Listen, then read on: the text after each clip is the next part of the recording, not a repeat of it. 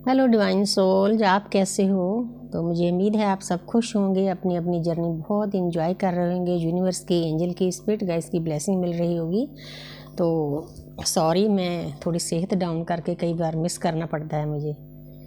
मतलब मैं low energy में बनाना भी नहीं चाहती, क्योंकि वही एनर्जी फिर मैं स्प्रेड करूँगी जैसी एनर्जी में होंगी। आज थोड़ा सा ठीक लग रहा है, पूरी ठीक तो नहीं हुई। तो अपनी जिम्मेवारी जो उठाई है, यूनिवर्स ने दी है, उसको भी पूरा करना होता है।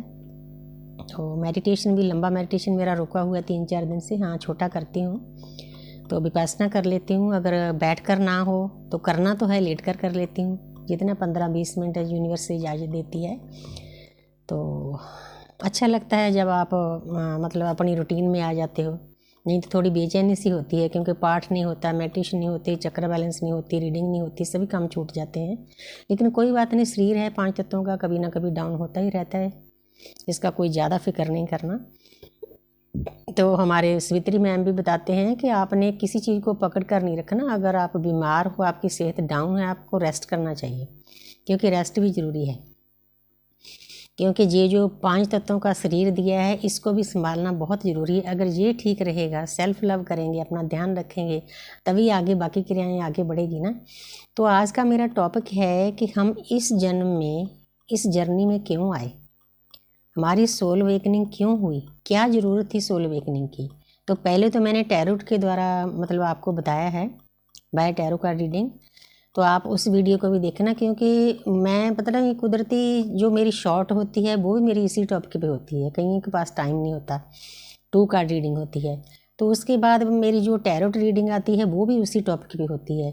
तो जो गाइडेंस है, जितनी यूनिवर्स ने मुझे दी है, वो भी मैं अपने हिसाब से फिर लास्ट में वो वीडियो बनाती हूँ, ताकि सभी को आपको समझ में आ जाए। क्योंकि जब मैं बैठती हूँ मुझे कुछ नहीं पता होता कि मैंने क्या करना है। तो एक सामने देखो, मेरे एक बहुत बड़े, मेरे सबसे प्यारे शिव आए हैं मेरे पास नर्मदा नदी से। तो गुनीत है बेटी मेरी, तो उसने भेजे हैं। तो उसको मतलब काफ़ी क्यूरियोसिटी थी, देखो कितने प्यारे हैं। जिन ऐसे ही नर्मदा में बने होते हैं, इनको कोई बनाता नहीं है। तो मुझे ये बहुत अच्छा लगा। पहले वो बोल रहे थे अकेले शिव आपको भेज दूं, मैंने बोला शिव नहीं, मुझे शक्ति भी चाहिए, हमारी जर्नी ही शिव शक्ति की है। तो देखो कितने प्यारे हैं, मैं आपको दिखाना चाहती हूँ।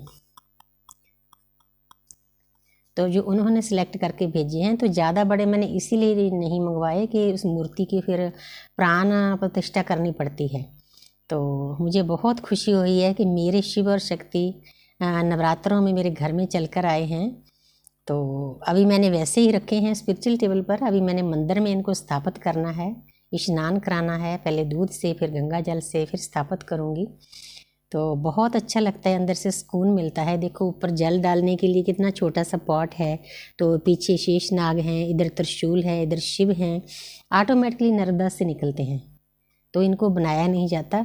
तो ये मेरे लिए बहुत बड़ा गिफ्ट है, मेरे शिव शक्ति मेरे पास आए हैं, इसीलिए मैंने आपके साथ ये साझा किया है। तो अब मैं आपको बताना चाहती हूँ कि हम इस जर्नी में क्यों आए हैं।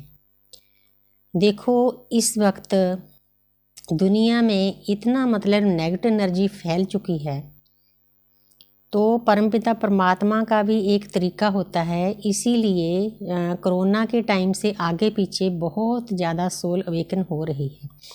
अवेकन होने का कारण ये है कि हमने अपने आत्मबल को बढ़ाना है। आगे मतलब इतना मुश्किल टाइम आएगा। देखो आप 2025 की जो प्रेडिक्शन आ रही थी वो सही हो रही है। तो लोग कहते थे 2025 में ऐसे होगा, तो आपने देखा है कैलिफोर्निया में क्या कुछ हुआ है, कितनी आग लगी है, नेगेटिविटी कितनी थी। वो सॉरी, वो नेगेटिविटी कहीं और से नहीं आई। जो हम विचार करते हैं ना, सोच विचार होता है, वो ब्रह्मांड में जाता है, वही चीज़ें हमें वापस आती है। तो इसीलिए हमें अच्छा अच्छा सोचना चाहिए, आपके आसपास अच्छी अच्छी एनर्जी स्प्रेड करनी चाहिए, ताकि हमारा जो वातावरण है वो शुद्ध हो।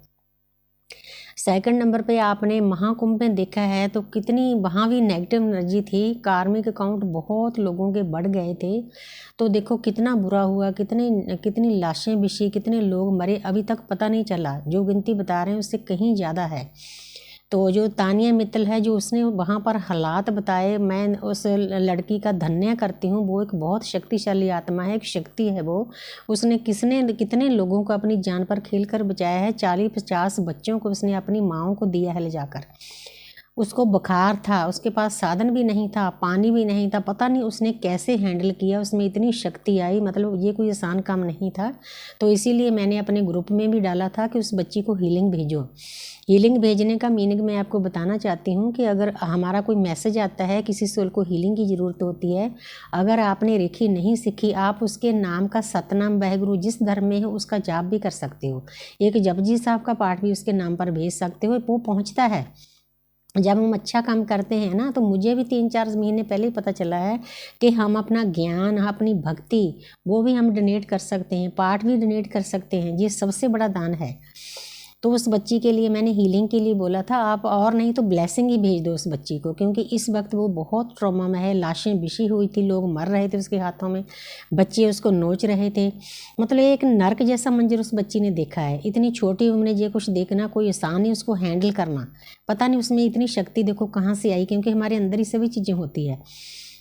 तो हमने भी ऐसे योद्धा बनना है। वो एक वॉरियर है, वो देखने को एक लड़की लग रही है, लेकिन वो एक वॉरियर है। तो उसको आप और नहीं आशीर्वाद ही दो उस बच्ची को, क्योंकि ताकि वो जल्दी अपनी सही स्थिति में आ जाए। इसी को सोल पर्पज कहते हैं। कई बच्चे पूछते हैं ना सोल पर्पज क्या है। कहीं भी किसी आत्मा को ज़रूरत है, वहाँ पर हमने हेल्प करनी है, किसी भी रूप में करनी है।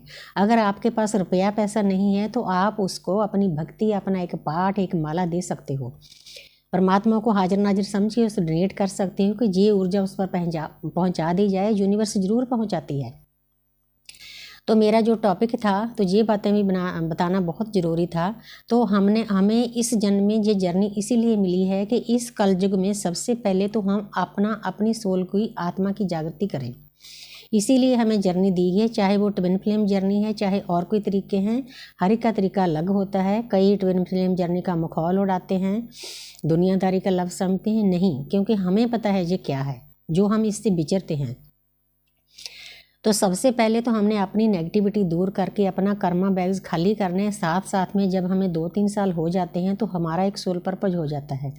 छोटे लेवल से शुरू करना है। हमने प्रकृति की सेवा करनी है। उसमें कोई इंसान भी आ सकता है, कोई जानवर भी आ सकता है, कोई पेड़ पौधा भी आ सकता है। हमने कोई भी नीडी है, हर एक में सोल है। पत्थर में भी जान है। पत्थर भी हमारे जैसे ही हैं, क्योंकि हम सब एक वाइब्रेशन हैं। पूरा ब्रह्मांड वाइब्रेशन है। इसीलिए हमने दुनिया में किसी भी चीज़ को कुछ भी बुरा नहीं समझना। हमारी गुरु माँ जो रेखी सिखाते हैं, वो कहते हैं कि जो ठोस चीज़ें हैं ना, उनको भी ठोकर नहीं मारनी, बर्तन को भी ठोकर नहीं मारनी, क्योंकि हम एक हैं। हमारे में कोई फ़र्क नहीं। हमारे अंदर भी धातें हैं, कई धातुओं का शरीर हमारा बना हुआ है, और वो भी चीज़ें धातु की बनी होती है। तो इसीलिए उनको भी उतने ही प्यार से रखना है, क्योंकि जब हमें इसीलिए जर्नी दी गई है, जब हमें खुद से प्यार करेंगे, प्यार को स्प्रेड करेंगे, गुड एनर्जी को स्प्रेड करेंगे, तो पूरी दुनिया में फैलेगी। जो नेगेटिविटी है, जो कलयुग है, वो कम होगा। जितना हमसे हो सके 2, 4, 10 जितनी सोल्स को हम अवेकन कर सकते हैं, ये हमारी एक ड्यूटी है। इसीलिए इस जन्म में हमें ये जर्नी दी गई है, ताकि हम खुद भी अवेकन हों और दूसरों को भी गाइड करें। ये हमारा सोल पर्पज हो जाता है, दूसरों को गाइड करना। तो मुझे उम्मीद है कि आपको समझ में आया होगा कि हम अवेकन क्यों हुए हैं, हमारी क्या ड्यूटीज़ है। अगर और ज़्यादा पूछना चाहते हो तो आप अपना क्वेश्चन भी डाल सकते हो। जिस भी टॉपिक के बारे में आप पूछना चाहते हो तो उसी टॉपिक पर मैं वीडियो बनाऊंगी। मुझे खुशी होती है जब कोई बच्चे सामने वाली सोल कोई कुछ कहते हैं कि इस टॉपिक पर बनाओ। आपको पूरा हक है। हम सब सोल फैमिली हैं, हम आपकी हेल्प करने के लिए बैठे हैं। तो आप अपना क्वेश्चन डाल सकते हो नीचे कमेंट्स में कि इस टॉपिक पर आप वीडियो बनाओ, मैं उसी टॉपिक पर वीडियो बनाऊंगी। तो हम सेवा के लिए बैठे हैं। Thank you universe, thank you angel, thank you spirit guys.